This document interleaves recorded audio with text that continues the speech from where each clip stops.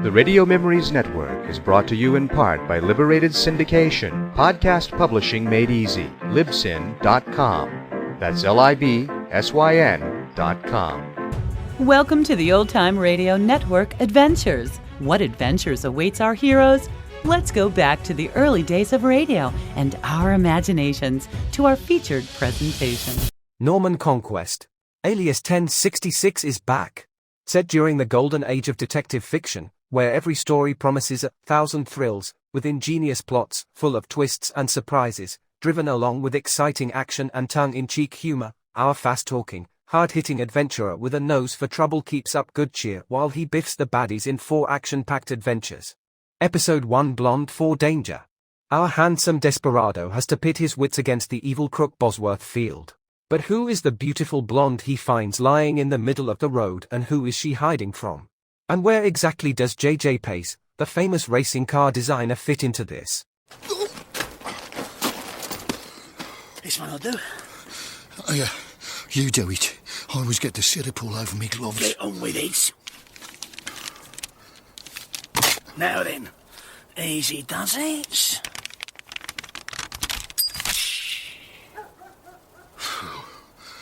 Come on then.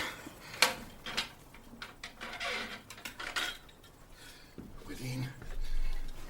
Yeah. Do you think he's read all those? Shut up, Snoopy. Just give me the torch. Right of the fire, he said. That's it. Look, it's all worn at the edge, here. It must be a catch. Oh, blimey. Look at all them dials. It's a good thing we brought our friend here along, innit? We'd have been here all night with that lot. Right, light 'em up, Snoopy.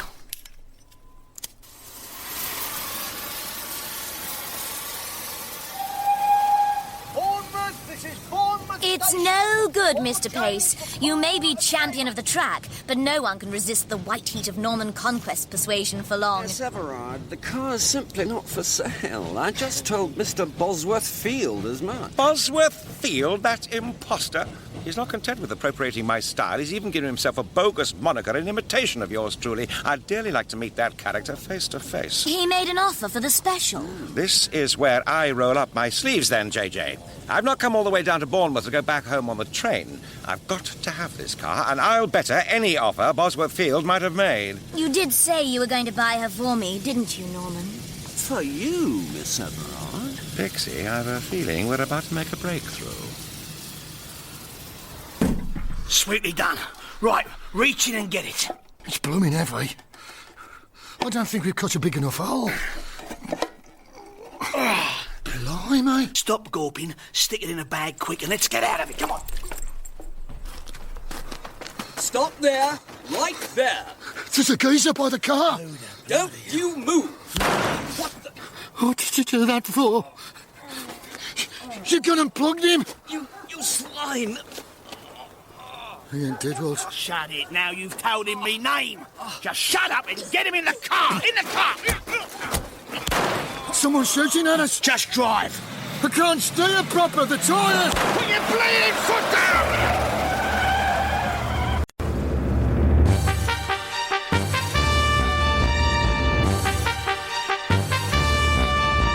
We present Christopher Cazenove as Norman Conquest and Bonnie Langford as Pixie in Blonde for Danger. Adapted for radio by Guy Fithen from the book by Barclay Gray. Blonde for Danger.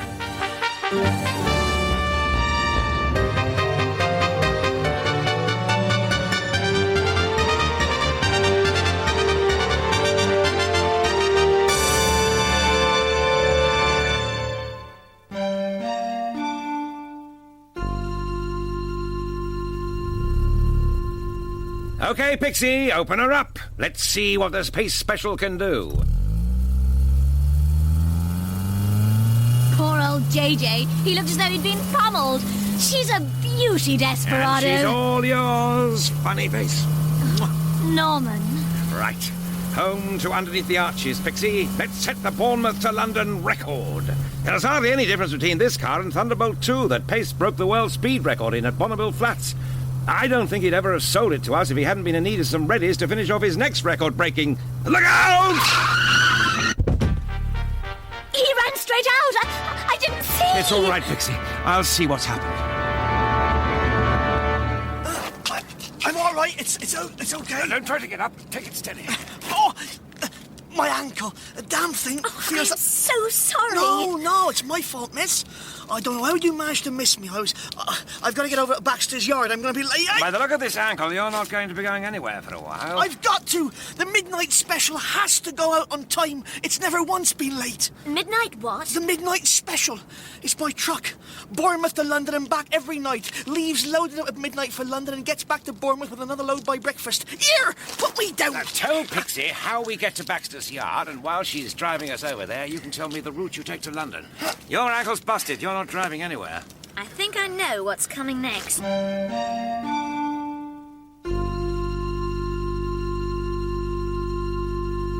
Nice looking job. That's her, Mr. Conquest, the midnight special. Oh, but she's fabulous, Fred. She's almost the same colour as that rather handsome Italian's race car. Oh, and look, Desperado. There's even a sweet little living room back here behind the cab I can ride in.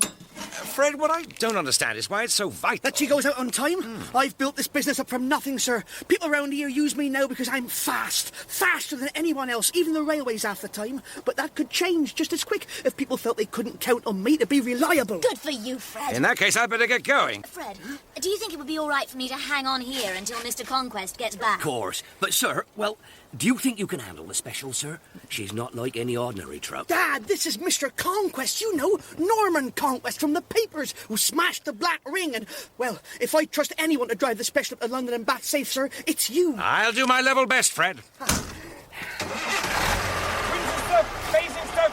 That's it, sir, and on to Finkelbaum's at the back of Victoria Station. And don't forget to stop at Ma Orton's roadside calf before you get to Basingstoke. She'll have a cuppa waiting for you. I suppose it's a bit rich coming from me, but drive carefully, Desperado.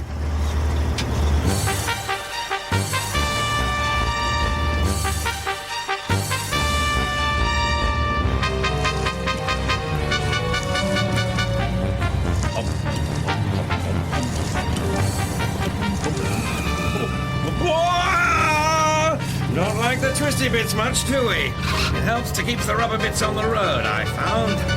Hope there aren't any eggs on board tonight. Hello? What's that in the road? Dead sheep?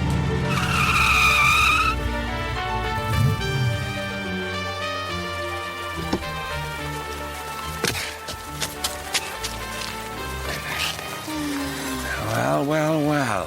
These curves don't belong on four legs. Nice pulse. Something tricky. Hell and blast that old number. That's my truck! Just a word, brother! Get lost, damn ya! Oh, wanna play, eh? Right, out you come! Walt! Come back, Walt! No gun, brother! Now don't rush off! What kind of a mug do you take me for anyway? Try to steal my truck! Walt! Where are you? Plug in! I'll stick you! Stick this, brother! Courtesy begets courtesy, as they say. That's better. Now we've got rid of the Boy Scout's friend, we'll see what we can do with that ugly pan of yours.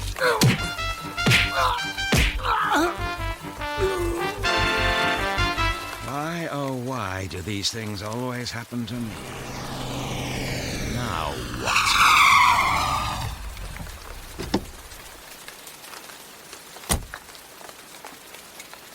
Anything I can do to help? Thanks all the same, but I've managed pretty well up to now. What happened? How many did you run over? Listen, brother. Take it easy. It's just that when I come across a chap with mud all over him, I cut across his cheek and a pool of blood under his lorry. Blood under... So that's where the other one got you. Look, there's no sense in making a mystery out of all this. I didn't run over anybody. It was a hold-up. They pulled the old girl in the road stunt. Where the devil did she go, anyway? Nice work. Not bad. Do you think that other one's dead? Let's drag him out from under there and see, shall we? It's a nasty gash on his head. What did you hit him with? What? That's his... careful, it's loaded. I didn't even get to hit him. I wonder why he crawled under the lorry. I don't know, and frankly, I don't care. Now, I'll trouble you to give me that gun, because I shall want to give it to the cops when I get to Winchester and report all this. Nothing in the cab? Listen, pal, just for your information, I'm getting rapidly fed up. This is my lorry, and I've been held up by a blonde and a couple of thugs, and now... Yes, and where is this woman you mentioned? Easy, my card. Superintendent H.G. Watling, Hampshire Constabulary, Winchester Division. Damn it, man, you might have said... I simply wanted to hear your version of what happened before you realized you were talking to the police. Now I'd like to congratulate you on your work. You ought to be in the force. I'm not sure you'll feel the same way when you know who I am. My driving license. Conquest? Not... Yes, by God, you are Conquest. Well, you've no idea what a pleasure it is to make your acquaintance, Mr. Conquest. I'm glad you regard it as a pleasure. Your methods are, shall we say, unorthodox, but I hear my friend Williams of the Yard winks at them. You know Bill? Oh, well. I suppose you want me to fill in on how I came to be driving the midnight special in the first place. That sounds like it might be a good place to start.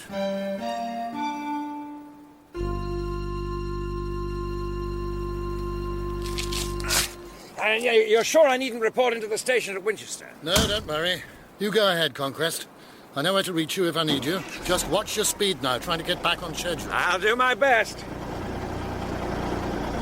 So that's Norman Conquest. Well, well.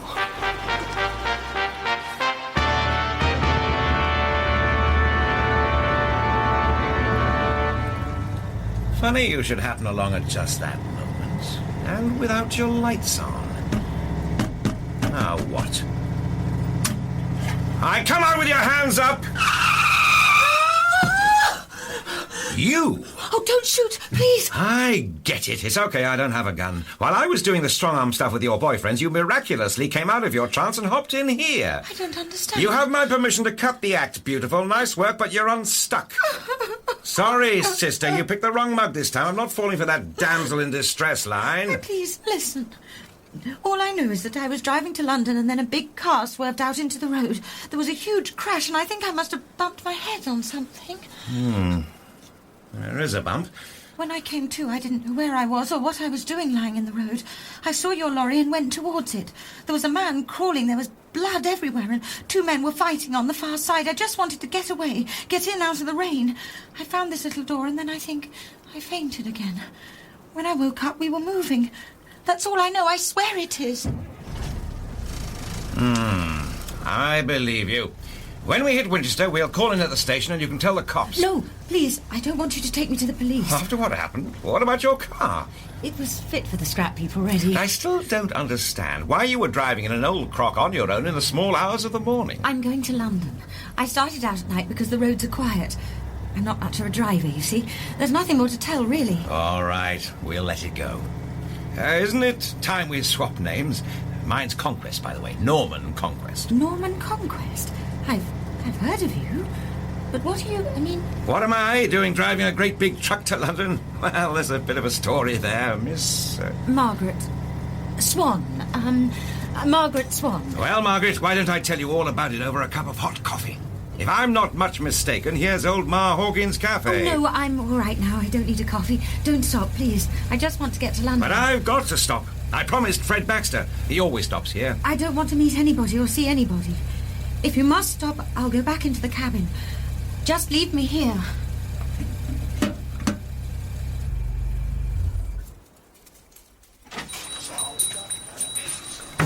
Sakes alive, Fred, I never known you be as late. Why? Well, you ain't Fred. Fred hurt his ankle and couldn't drive, so I'm driving the special for him tonight, Ma. You've not had an accident. A couple of thugs tried to pinch Fred's lorry and I had to show them the error of their ways. That's why I'm so late. You sit yourself down, son. While I fetch you some coffee. Here's a paper while you're waiting. Thanks, Ma. Good grief. Ah, you might well look at that picture, lad.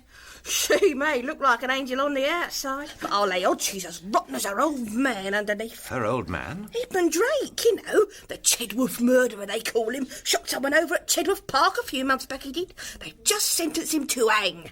All that father like daughter, I say. Here, help yourself to sugar. Well, whatever her father may have done, it's nothing to do with whether she's good or bad. Oh, Ma. Fred? Hey, I thought me watch was wrong. Oh, sorry, I thought... Fred's hurt his ankle. This young man's driving the special for him tonight. I'm running a bit late, aren't you? Smash held you up, did it? Smash? Nasty one. You must have passed right by it. 2 cars, a spanking new Vauxhall saloon, and an all banging over my socks. Was anybody badly hurt? Yeah, bloodthirsty old woman. Well, that's the strange thing. There's no sign at all of the drivers. But they say that there's a patch of blood on the road a bit further up the road towards Manchester. And in the back of the old Morris, they found the body of a gamekeeper from the Jedworth estate, shot through the stomach. Shot? Here, he must be there where you was jumped by those blokes. What? Oh, 2 chaps tried to make off with Fred's lorry. It must have been pretty close to the same spot. We had a set to, and I would guess that explains your patch of blood. It might at that, Mr. What did you say your name was? I didn't. It's Conquest. Norman Conquest. Conquest? I thought you looked familiar. Well, look here, Mr. Conquest, perhaps you can explain to me why you didn't report this attempted theft. And how come you're driving Fred's lorry in the first place, come to that? I did report it, Constable. Superintendent Watling was there, so I told him all about it. He took charge of the 2. Superintendent who? Watling. H.G. Watling of the Winchester Division. Winchester? There is no Winchester Division. Come to that, I don't think I've ever heard of a Superintendent Watling, Mr. Conquest.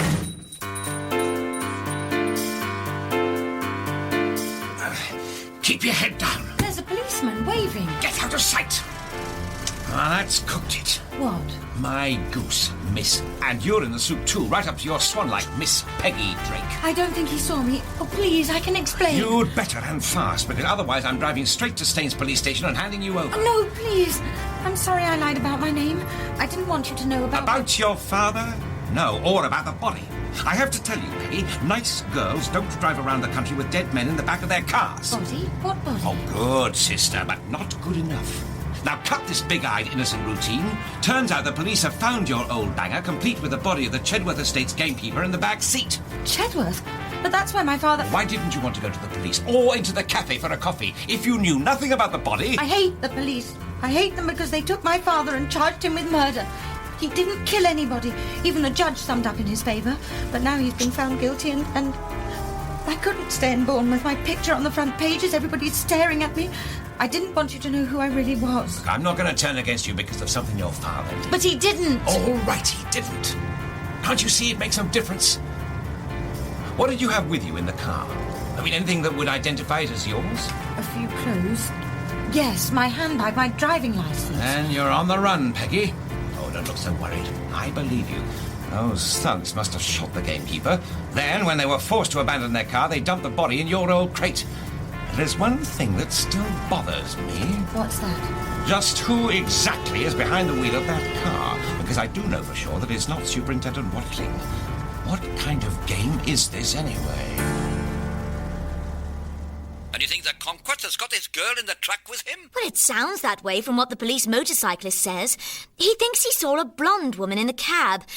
I'm worried, Bill. Where Conquest is concerned, I can't say I blame you, miss. There's not much I can do until he reaches my patch. But as soon as he does... Oh, thanks, Bill. I'm sorry to have got you out of bed. Oh, don't mention it, Miss Everard, any time. Now, you sit tight there at Baxter's Yard until I get back to you. I'm going to lay on a little welcome to London for the midnight special.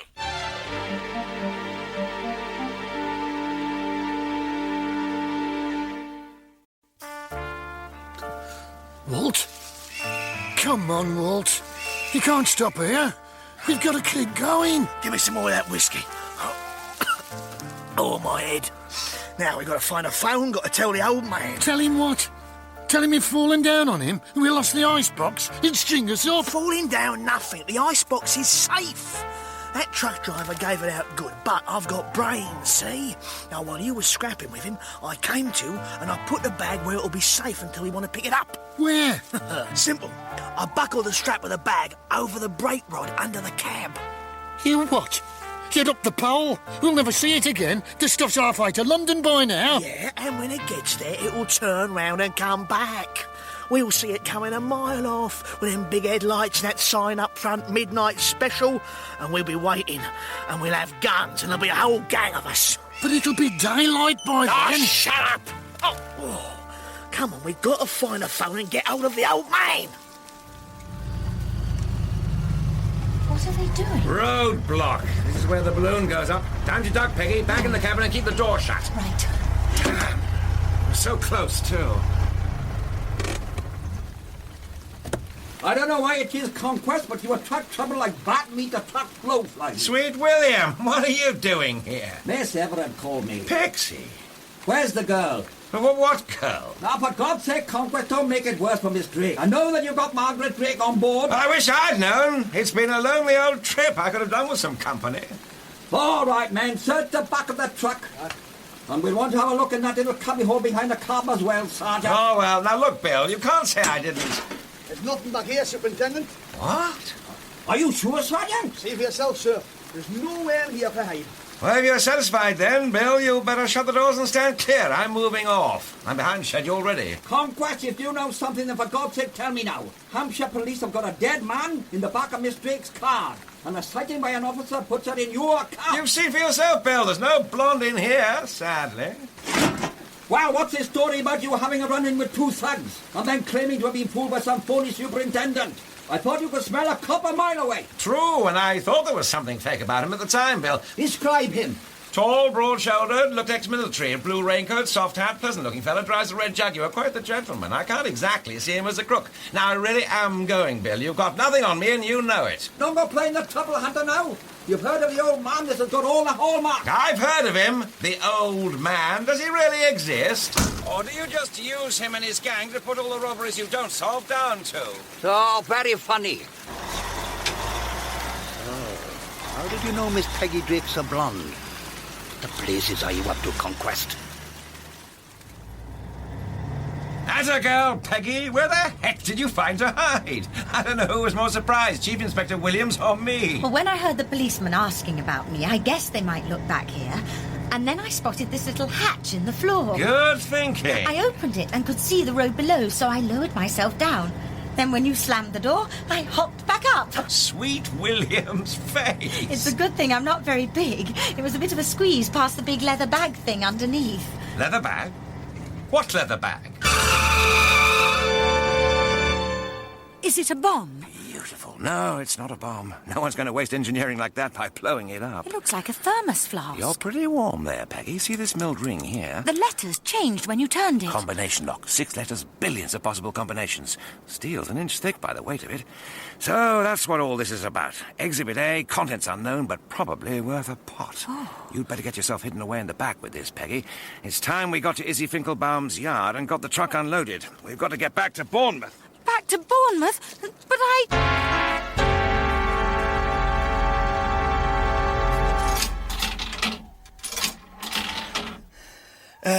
Is that you, O.M.? Yeah, it's Walt Tanner. We're somewhere between Romsey and Winchester, in a phone box. Now, look, don't get me wrong. What's happened, right, is this.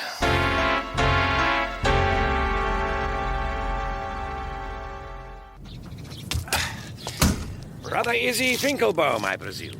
What happened to your eye? Funny things going on here tonight. Here, too. Some fella knocked me cold right here in the yard. Then, what's strange is, he scalped us without taking a thing. Did you get a look at him? Oh, it was just after when you was meant to get here. I went out, I was wondering what had happened to you. Then, out of the corner of my eye, I caught sight of something moving down in the inspection pit. Under where the truck's standing now? Yeah, I thought it was a cat at first. Then, pop!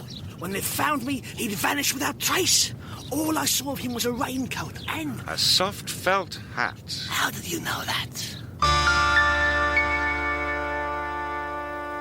Hey, Walt. It's the Daimler. I thought he'd just sent a couple of the boys. I'm scared, Walt. The old man never comes out on a job himself. Is that you, O.M.? Stay where you are.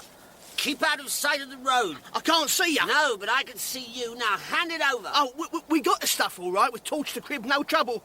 Then, going back to the car, some fool keeper tried to blast us with a double-barrelled. We had to plug him. Don't talk so much. Let me have it. I'm getting to that. He weren't dead yet, so we had to take him with us. Then someone else starts blasting away. The back tyres Get to the point. When we hit the main road, some girl in an old crate drives straight into us. Both the cars junked. We were stranded. It was a tight spot, O.M. We had to do some quick thinking. We shoved both cars off the road up a line, put the stiff in the girl's car and dumped it out in the main road so the first car would stop. Only it was a truck come along. Go on.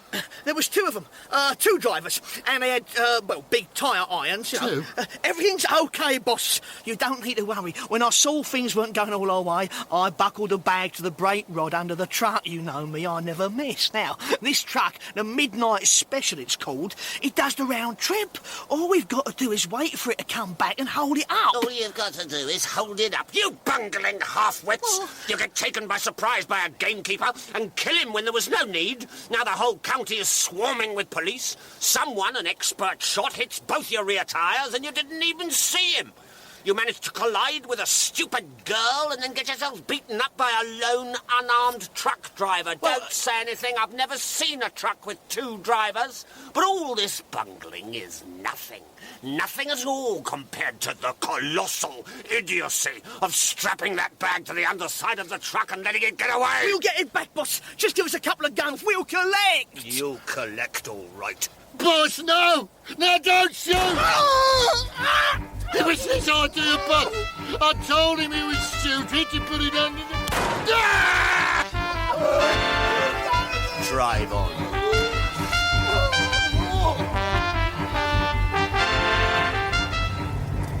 It all looks so different in the light. It is different. Whoever gave us that bag as extra cargo is probably waiting for us right now on the Bagshot Basingstoke Road. That's why we're going back to Bournemouth by way of Guildford and Alton. I don't want any more hold-ups. Now, while we haven't got any interruptions, why don't you tell me about what happened to your father? 2 years ago, not long after Mother died, some sort of disease attacked the chickens. Chickens? Well, Father had a chicken farm. We lost almost all of them. The profits went, we owed thousands. Father was so much in debt, to keep going, he had to borrow money on the farm from Andrew Holden. Well, who's he? He was Lord Chedworth's estate manager. He lived at Chedworth Old Place. A couple of months ago, he got a letter from Holden saying that he wanted the money or the farm. Not the first man to do that kind of thing. Father was furious. He went straight round to see Holden and they had a right old shindy.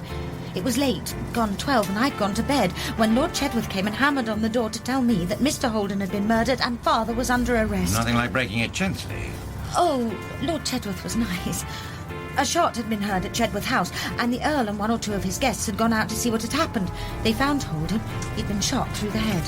Father was there, and he had his old service revolver with 1 empty chamber in his hand. And did he say what he was doing out in the middle of the night with his gun? Oh, I don't know why I thought you would believe it. Father was out after a fox. With a pistol? He said that you could wound a fox with a shotgun and it would suffer for days. He was a good shot. I saw him get a fox with his revolver just a few days before. Well, that's when he used the bullet from the empty chamber. Didn't the defence show that the bullet from Holden's body couldn't have come from your father's gun? Well, that's just it. The shot that killed Mr. Holden went right through him. The bullet wasn't ever found.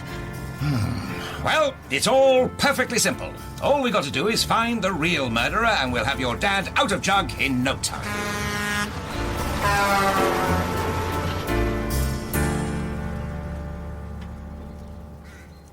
Morning, Constable. Everard, Joy Everard. I'm here to see Chief Inspector Williams. Miss Joy, over here. Oh, hello, Bill. I got your message.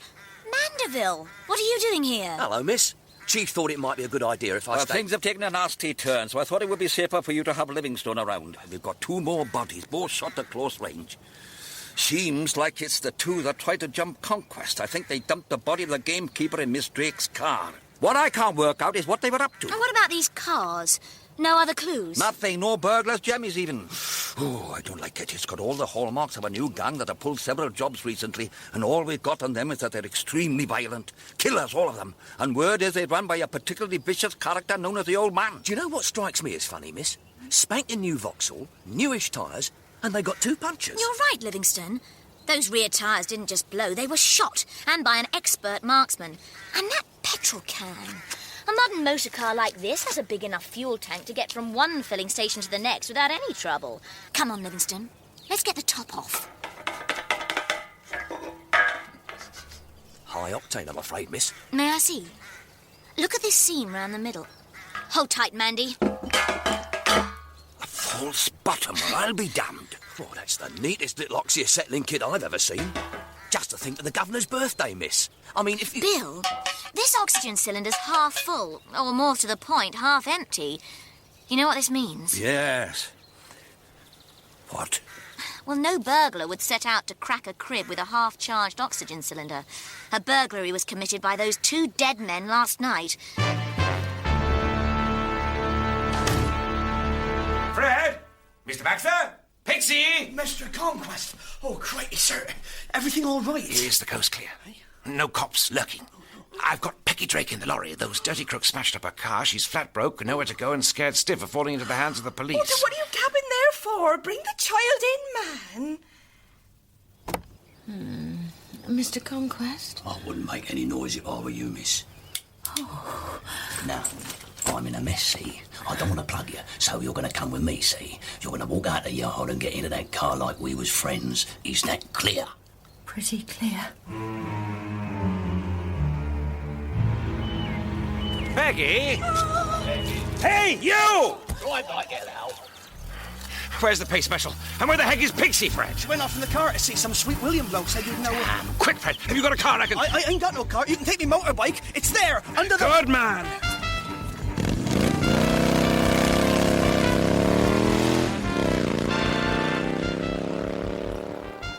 I don't know if I can do anything to help you, Superintendent. Filthy business about poor Doyle. Frankly, all this has been rather a shock. What those men were doing on my property, I can't imagine. Is there another house here about that they might have been? No, there's no other house near. No, apart from the old place. That's been empty since the Holden business. Devilishly unhappy all round. For Drake and that daughter of his, too. You've got the wrong chap there, you know. You've got a safe in your house, haven't you, Lord Chedworth? I've already told you there's been no burglary. You're quite sure? Of course I'm sure. I told you I examined the safe. Don't you think I'd notice if there's a gaping hole in it? What the devil? Hell of a racket, eh? Racing driver fella. Said he could use the park. We've got a 4 mile straight here so he can get really going. Let me out. This thing's a death trap. He's taking this monster to Bonneville Salt Flats for another attempt on the land speed record. £100. I couldn't even open her out at all, Chedworth. It's too rough down... Miss Everard! Ha ha, Miss Joy Everard, how perfectly marvellous to see you again. But I do hope this doesn't mean... Oh, not at all, JJ. She's going beautiful. Ah, I see. You must be the Mr. J.J. Pierce that sold Miss Everett a new car. Yeah, well, I can sympathise with your passengers. This is Mr. Archie Packington, a house guest of Lord Chedworth's. I may say, when I realised the car was being bought for Miss Everard, I became quite resigned to the loss. If that's meant as a compliment, JJ, it's a very nice one. This is Chief Superintendent Williams of Scotland Yard. Pleased to meet you. I heard there's been some unpleasantness. Anything fresh, Chedworth?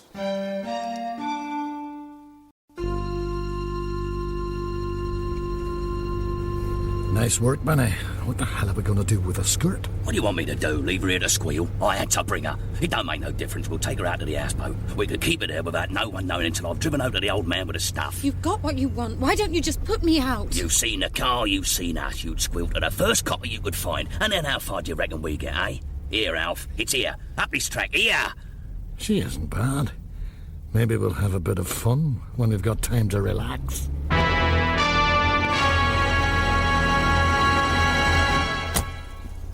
Well, thank you, Lord Chedworth. Please don't mention it, Chief Inspector. Only sorry I couldn't be of more assistance. You will let me know if there's any news? I'm sorry you're leaving so soon, Miss Everard. I was hoping I might persuade you to come for a spin in Thunderbolt 3. Oh, I'll take you up on that, JJ. Cheerio. Cheerio.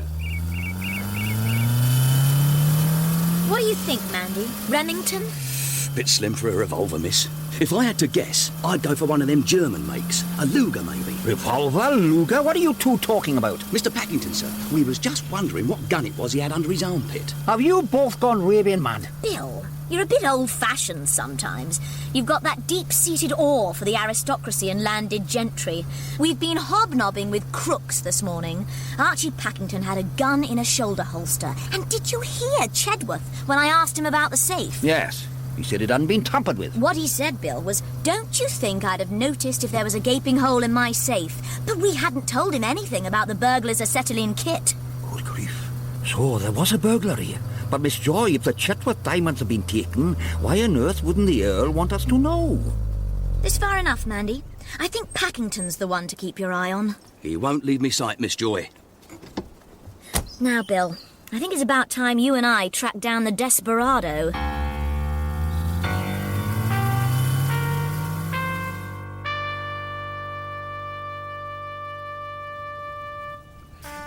Let me go, why don't you? Help! Oh, you bastard little bitch!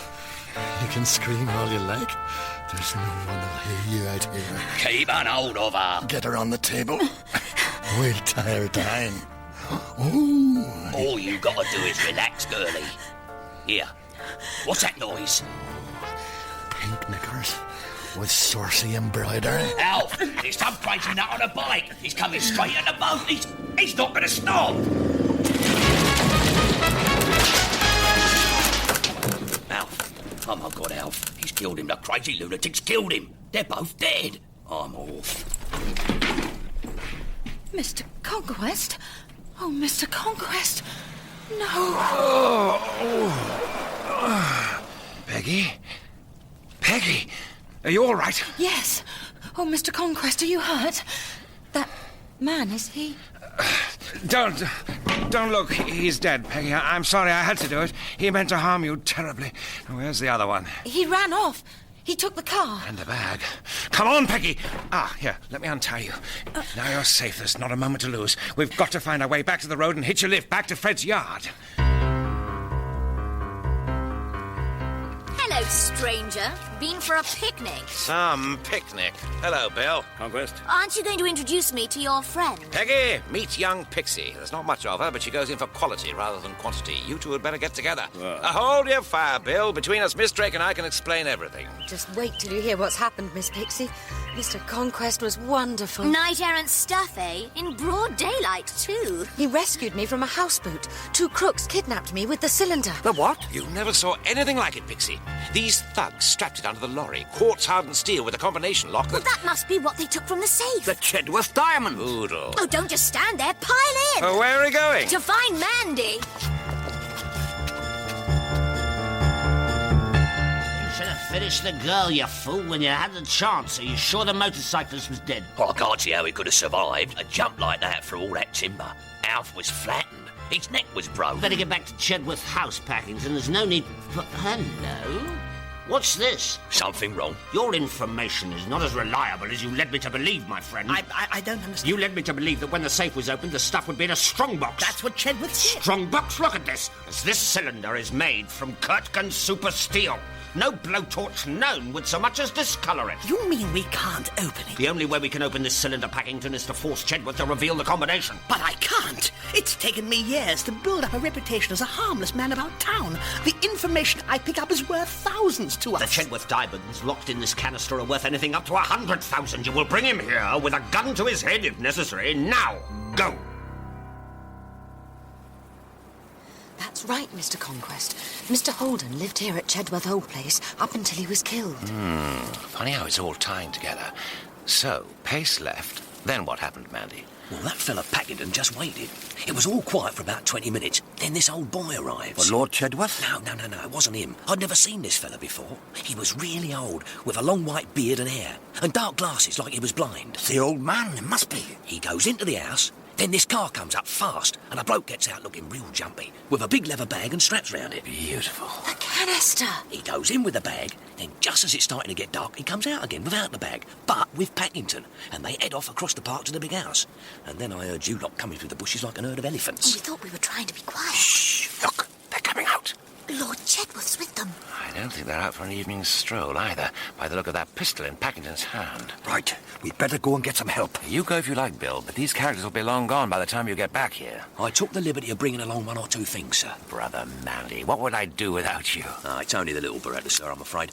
Spare clip and your throwing knives. Conquest, I'll try to believe I didn't see that. They've gone into the old place. Let's try and get a bit closer. Oh, do be careful, Mr. Conquest. Don't worry. She took the words right out of my mouth, Desperado.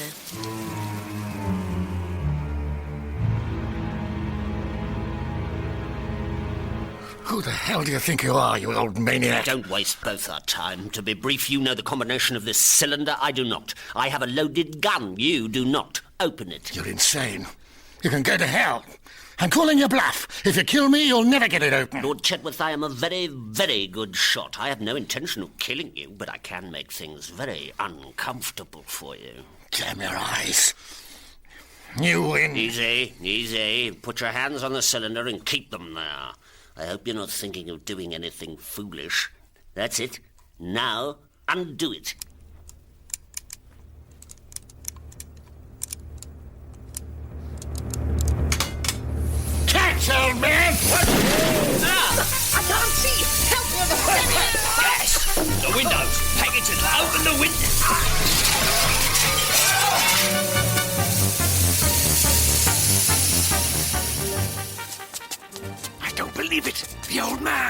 old boy run. He's making for Pace's car. Bill, Mandy, watch those others.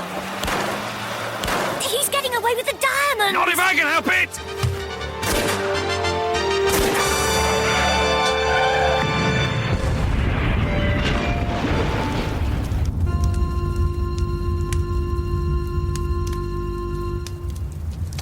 Thank goodness he was thrown clear. Is he dead? Good Lord, a false beard. And a wig. No, he's alive. So, this is the old man, otherwise known as... J.J. Pace. Livingston and Miss Drake have got the others. Oh, that was an incredible conquest. Both the back tyres. I've never seen shooting like it. Hang on, perhaps I have. Come along, let's find the others. Where are the diamonds? It's lucky they are diamonds. They're somewhere in there.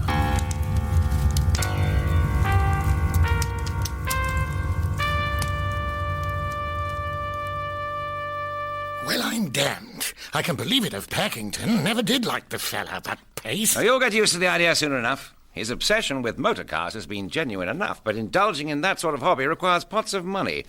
He's given the public a few sensations, but he's reserved the biggest for when he climbs the scaffold for the murders of Walt Tanner and Snoopy Briggs. I'll fix you, Conquest. The way you fixed Holden... Well, that was Packington. The fool panicked when Holden stumbled on him with Spriggs and Tanner the first night the robbery was supposed to happen. It was an accident. I never meant to shoot him. Mr. Conquest! Yes, Miss Drake, this confession would seem to put your father, Edmund Drake, well and truly in the clear. Oh, Peggy! I knew Drake was innocent all along, but there is something that does puzzle me, Chief Inspector. Why on earth did you want the Gainsborough from the library for forensic examination? What Gainsborough? Your superintendent came and took it away this afternoon on your authority. My what? Did he give a name? Watling, by any chance? No, Field, I think he called himself. Bosworth Field. Let me guess, was he wearing a belted Macintosh and a soft felt hat? That's the fella! What? What are you all looking at me like that for? Well, I'm afraid, sir, that you have been the victim of another deception. But he showed me his If it's identification. any consolation, the rogue had me fooled as well, Lord Chedworth. At least your ingenious anti-theft canister has saved the Chedworth diamonds. By the time that wetted car stops burning and that cylinder has cooled down enough to open, all that there'll be in the bottom is a melted lump. So that's why you tried to keep the theft secret. They're not real diamonds, they're paste. That's right, Miss Everard. Phonies, everyone.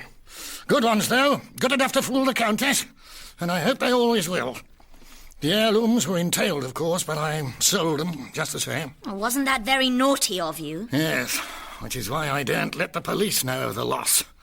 There's no sentiment in my make-up, Miss Everard. A few years ago, these estates were practically bankrupted by agricultural depression, and hundreds of decent families, yeoman souls who have tilled land in this part of the country for generations, stood to lose their livelihoods. So I sold the damned baubles to a private American collector. I've not increased my own personal worth by 1 penny. All the money went into the estates. Today, modern farming methods are showing good profit, and everybody is happy, including the Countess. I'm beginning to like you, Lord Chedworth, very much.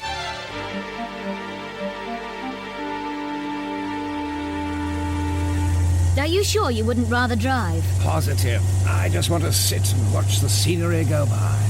I'd rather like to take Thunderbolt 3 for a drive. Now give that rat Pace one thing. This is a wonderful car. I'm glad Bosworth Field didn't get it.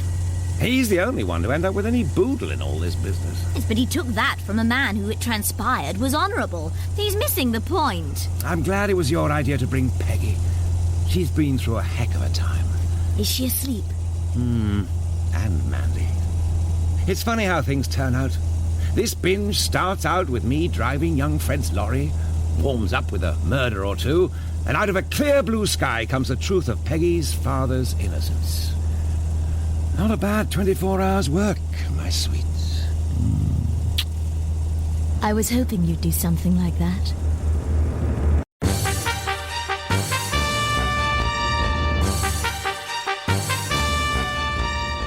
In Blonde for Danger, adapted for radio by Guy Fithen from the book by Barclay Gray, Christopher Cazenove played Norman Conquest, and Bonnie Langford played Pixie.